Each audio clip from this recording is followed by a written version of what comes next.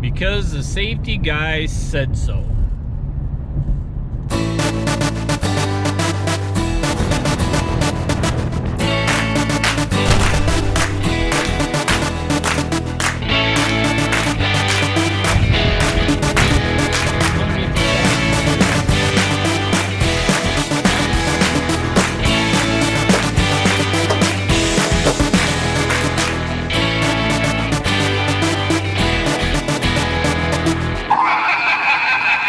That's terrifying.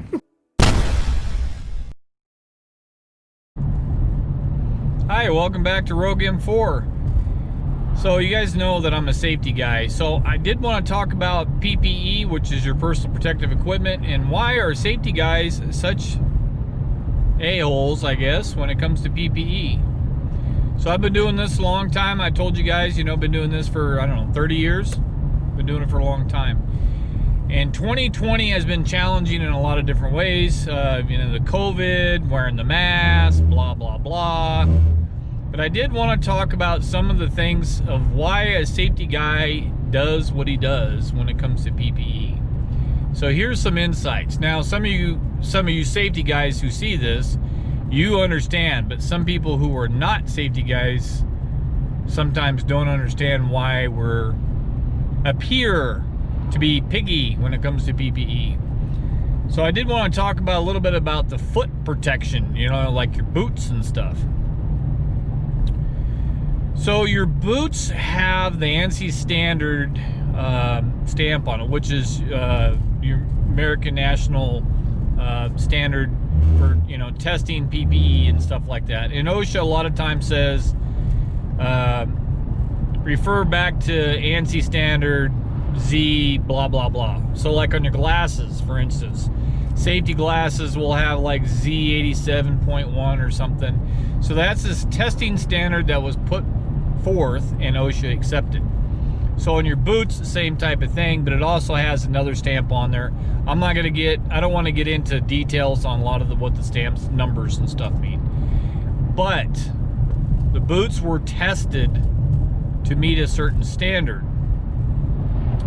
So if you are wearing boots and the steel toe or the composite toe, I'll stick with the steel toe, and the steel toe is, hanging out the front basically, or you can see the steel out the front of the boot, that means it no longer meets the ANSI standard because it wasn't tested with steel showing.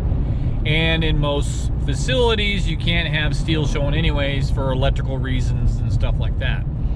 So if you're one of those guys that are either too cheap or you don't make a lot of money and you have boots that have steel showing, you need to get new boots somehow. You can't just simply put tape over them because they weren't tested with tape over it. Now, I have mentioned to some people in the past that if they get some rubberized coating and put over their toe or their shoe, since the rubberized coating is not conductive and it protects the toe of the boot, as far as I'm concerned, that's fine, because then you don't have to worry about anybody getting electrocuted and the steel is not showing. So that's one of the things that's one of the first things that like a safety guy looks at. As far as the regular clothing and stuff goes, I'm not going to get into that because there's some facilities that require FR clothing, which is your flame retardant type clothing, and there's different levels depending on the job you're doing and what facility you're at. I'm not going to get into it because there's some real crap out there that come from different countries, and there's some people that you buy some. I don't want to drop any names, but you buy some RF clothing and FR clothing, and it doesn't meet the requirements because it's crap is what it is. But there is some facilities out there that say you have to have FR clothing. As a matter of fact, one of the facilities I just came from requires FR clothing. Hard hats. So some of you tough guys out there think that you have to wear your hard hat with the bill facing in the back. All right, so let's talk about that. First off, it makes you look cool. Yeah, you're a badass. Wear that hard hat with the bill in the back. Now, for you safety guys out there, you may not know this, but look on the inside of the hard hat and you'll see a funny looking symbol, real small. It kind of looks like a recycling symbol. It's got these little arrows that kind of go around. That means that the testing on that hard hat was tested with the bill backwards or forwards, depending on which way the suspension is. Now, if you get some knuckleheads out there that are wearing their hard hat backwards, as I say, and the suspension knob is on their forehead, that is incorrect. If they want to wear it so the bill's in the back so they can look tough and cool, then the suspension has to be turned around in order to do that. Now, that's the correct way.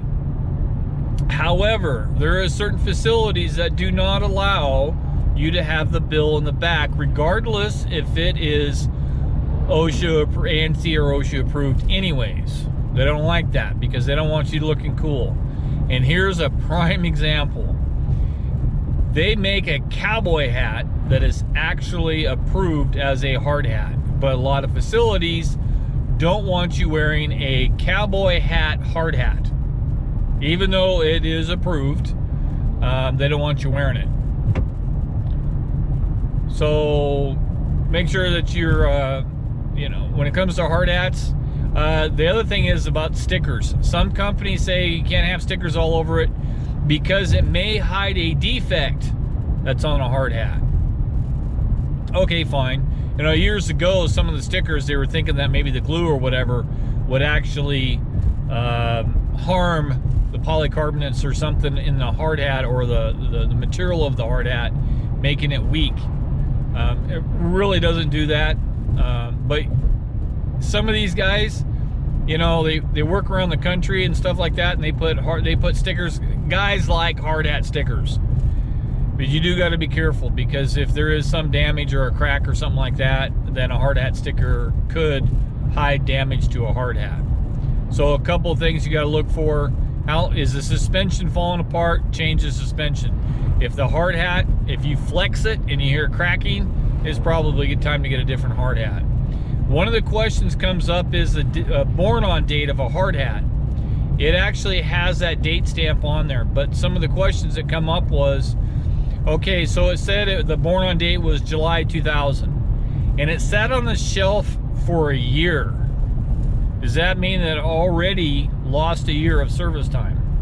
No. You have to follow the inspection guidelines from the manufacturer. So some manufacturers say the hard hat's good for roughly 5 years, as long as you're changing suspension when you're supposed to and stuff like that. As long as it continues to pass the inspection, and the manufacturer says as long as it continues to pass the inspection, which is flexing it, looking for problems with the hard hat and stuff like that, then you're fine. So make sure you follow the recommendation of the manufacturer.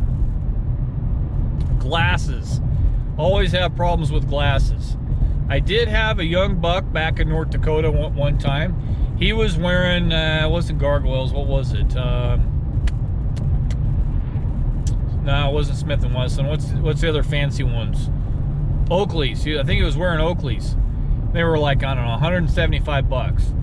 Now, some of the Oakley glasses did go through an impact test to brag about, but it does not have the ANSI standard stamp on the frame. According to OSHA, the ANSI stamp, the Z87.1 or plus, has to be on the frame. I don't care if if you're one of those guys that still live at home and you don't have a lot of bills or something, and you want to wear Oakleys to work, I'm happy for you. But if it does not have that stamp, even though that it was ballistic tested or whatever, it doesn't matter. It has to have the Z87 stamp on it, okay? Now, later on, he did find a pair of Oakleys, and I think he paid an extra 100 bucks. The pair of Oakleys actually did have the Z87 stamp on it later on. So if you got that much money and you want to wear that not, I mean, if you're spending $280 or $300 for a pair of really cool safety glasses, knock yourself out, as long as it has a stamp on it. Prescription glasses. So some of the people that make the mistake, they're thinking, well, I can just get my regular prescription glasses and I can put side shields on it and I'm good. No. Here's the problem.